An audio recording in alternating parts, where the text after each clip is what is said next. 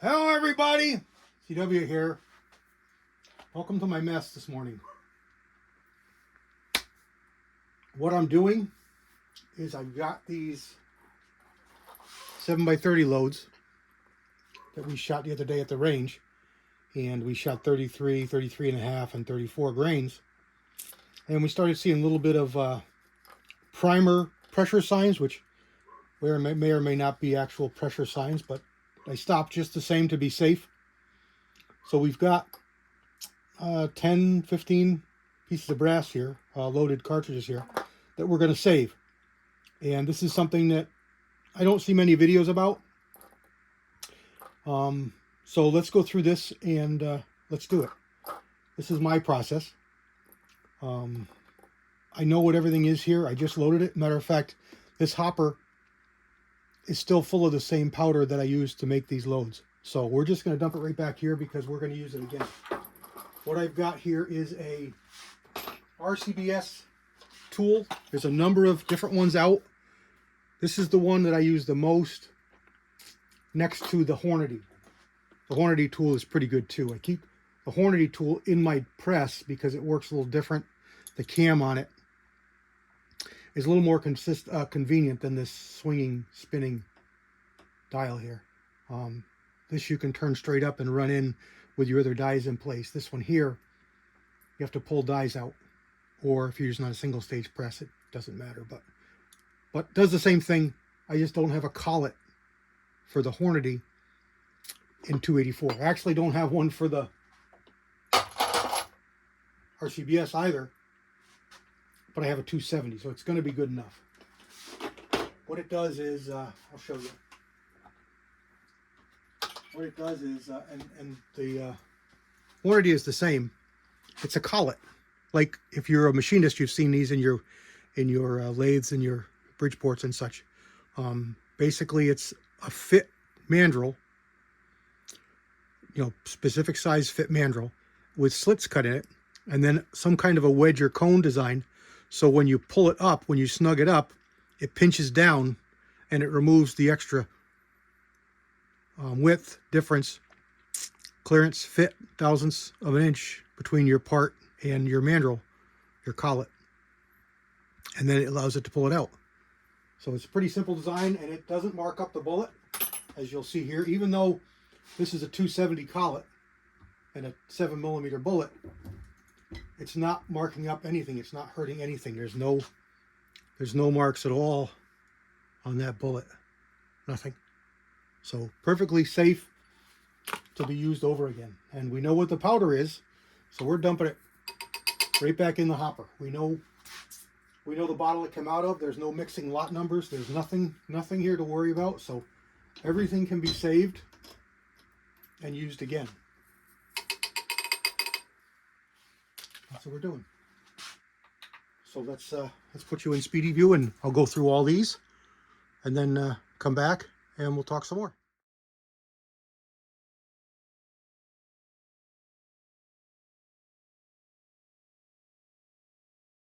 Okay, got those all pulled, pretty easy.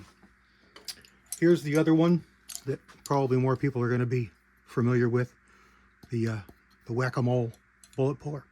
And everybody needs these. You got to have them. I think I got a couple of them. I use these for mistakes.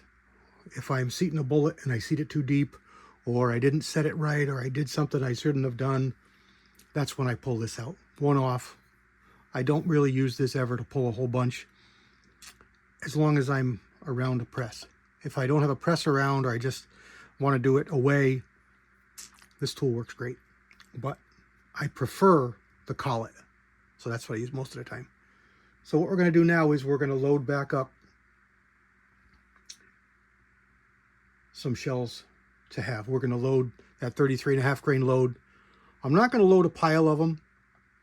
I'm just going to load up maybe 20 of them or so to have, because I know they shoot good, and I know the gun is mostly sighted in for them. So I just want to have those on hand. But I also want to load up some cast bullet loads. And if you watch the shorts that I produced this morning or yesterday, well, I don't know when they posted, but you see, well, these are the same bullets. You see, I got 2 bullets to try.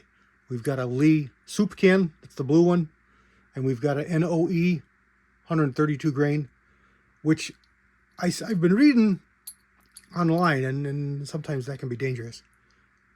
Guys were calling it a Thor. Now, I got to do some more research and see if it's actually a different bullet. But it's an apropos name. It's got a good meat plate on it. It's a nice profile. I hope it shoots, because I think it's going to be a better game bullet than the Lee. But the Lee comes well recommended for accuracy. Now for seating, I've got this one seated to the crimp groove, and it's a chamber toucher. It goes in and touches the throat or the rifling, but in a cast bullet, it's not a problem, so that's fine. And the blue one, the Lee, I've got seated out a little bit. It doesn't have crimp grooves. These are all lube grooves. And I've got it crimped in the lube groove here. And it does go in and it does come out, no problem, but it is what you'd call a crush fit. Again, with a cast bullet, that's perfectly fine. And often they shoot best that way. Don't get hung up on, jacketed bullet knowledge, because that's a big no-no with jacketed bullets, because it's going to spike pressures. It's dangerous. But with a cast bullet, it's not the case. So it's a different world. Plus, we're dealing with lower pressures to start. So this is what I want to load up more of as well. So this one here, we're gonna pull and save the brass. And let's get set up for that, and let's get rolling here. This trip, I would not have kept that one. They're slow growers, and I'd definitely rather put those bigger ones back.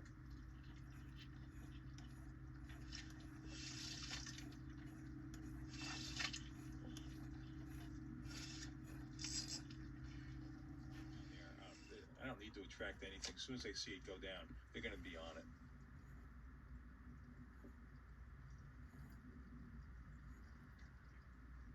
There we go. Yeah, you keep it right where you are. Here we go. Oh yeah, come on.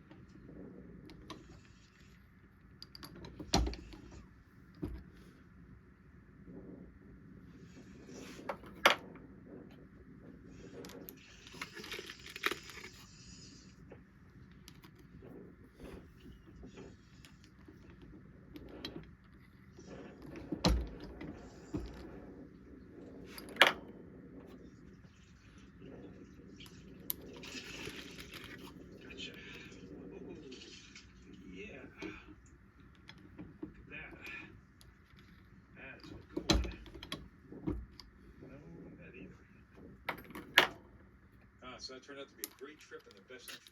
And there we go. There's the last one. Prior to this. Hey, there's rocks all over.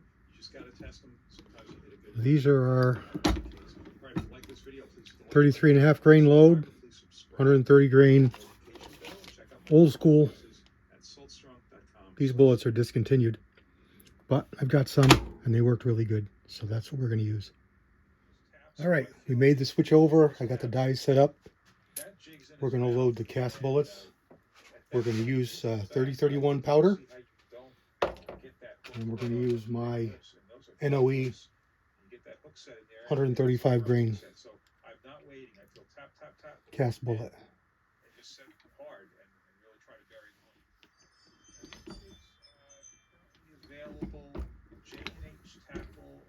There you go. I got a slate crimp.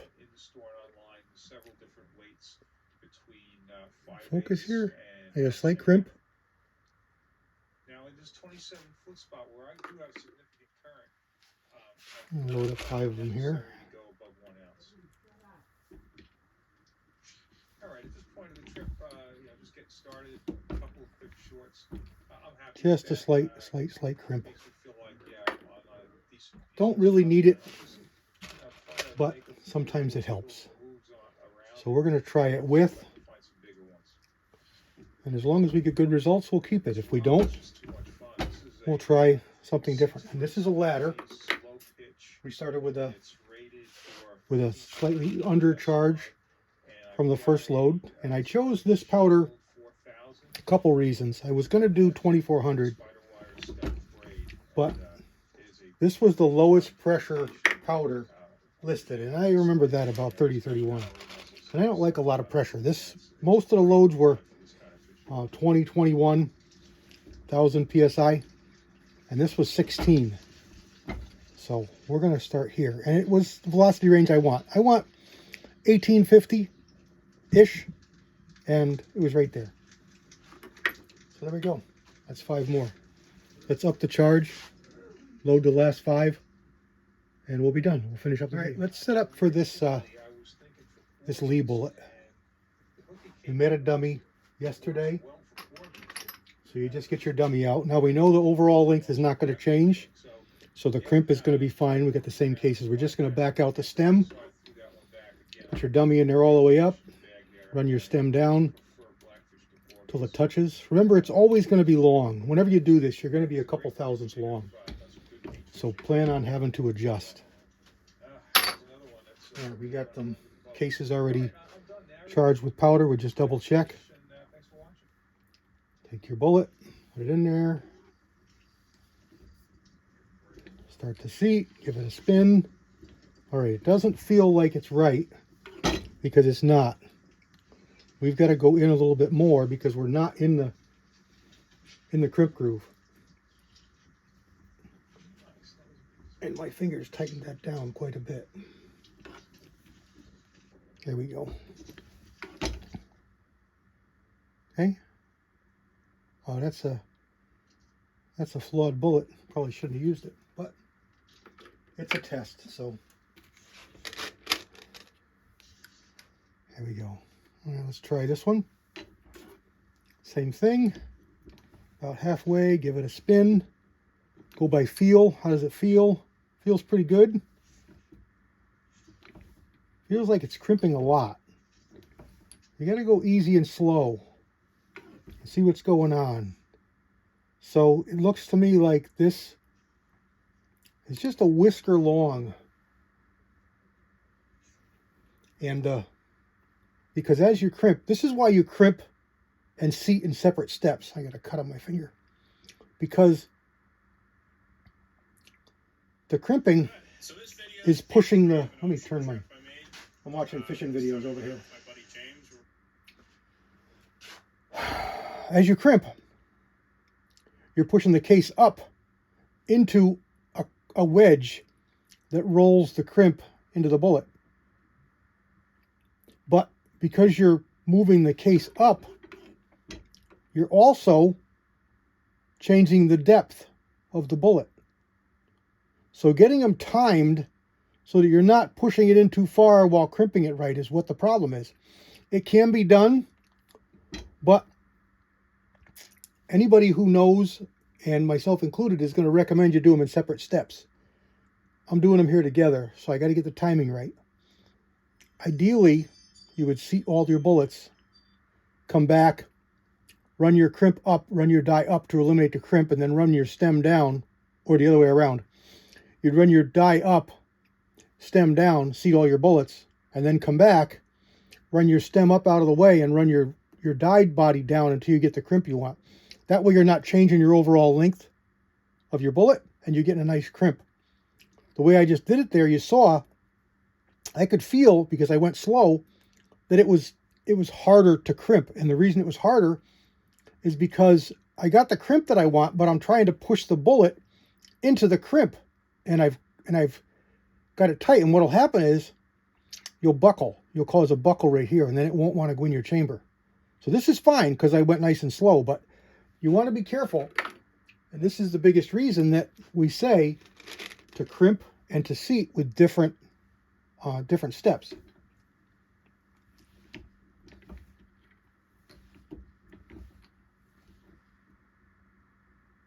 That one felt okay, but it's still a whisker high. Now, this is also important that you have properly trimmed cases. And these are not trimmed because they're all running a little bit short because they're made from 30-30. So they're going to be varied lengths by a little bit. You also see the dimples in my shoulders. That's it comes from too much lube. But these are freshly annealed, and this was probably a little bit of lube in the dye because there wasn't any lube on this shoulder. I just got a little bit of dents. It's hydraulic denting, and it's not going to hurt anything. But I did get it on a few of my cases. That one's just got it.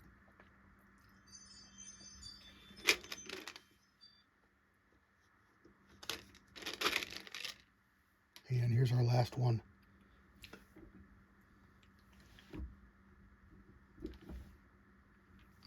And there we go.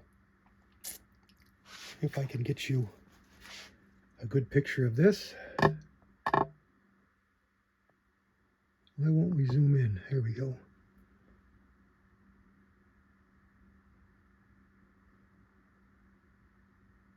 There you go. And you can see a little bit of a ring there caused by my cedar stem. Won't hurt anything. That's the Lee soup can. There we go. All right, guys, there we go. So I got some NOEs loaded, 3 different charges, 1 set of charges for the Lee, and these are the 33.5 grain jacketed load that we know shoots pretty good. So we got those to fall back on to use if we can't get something good over here. We're not that cramped for time. I've got most of a month, but I got to get to the range too. So these ones here are just ready to be loaded. I got them all sized. They just need to be primer pockets cleaned and then reprimed. But I got enough there to shoot, do some more testing, and we still have almost 20 to fire form. Because you don't want to get the gun too hot, so you got to do them a few at a time. And these were marked blue because the necks were really easy to seat the bullets. So I don't know what went on. The brass, a little different formulation. They were annealed the same, so I'm not sure, but I marked them so that we can test and see if there's any difference. There we go. So these are the fire form, and these are ready to go. And the load that I got was out of the cast bullet book. It has 730 waters, and it's got 135 grain Lyman bullet.